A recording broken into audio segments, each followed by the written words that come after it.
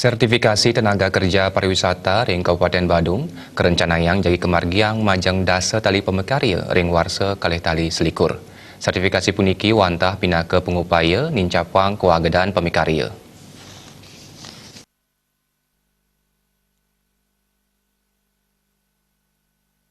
Dan tenaga kerja Kabupaten Badung Ida Bagus Okodirga Mausang selami warsa kali tali pitulas program sertifikasi sanes perbeaipun saking pemerintah Kabupaten Badung kelaksanayang majang kali tali satak tigang menang diri saharing warsa kali tali 16 kelaksanayang majang siut 300 diri. Ida Bagus Okodirga ngowohin pengabdinipun sertifikasi Presiden Kaicen majang dasa tali pamikarya pariwisata untuk nganggen anggaran APBD Badung. Kami targetkan karena kami dalam restra kami dalam kurun waktu 5 tahun 10.000 dari APBD ya sampaikan. Sedangkan yang setelah dilakukan baik mandiri maupun dari perusahaan maupun dari BNSP Bandung sudah memiliki 41.000 sertifikat kerja. Ya, itu.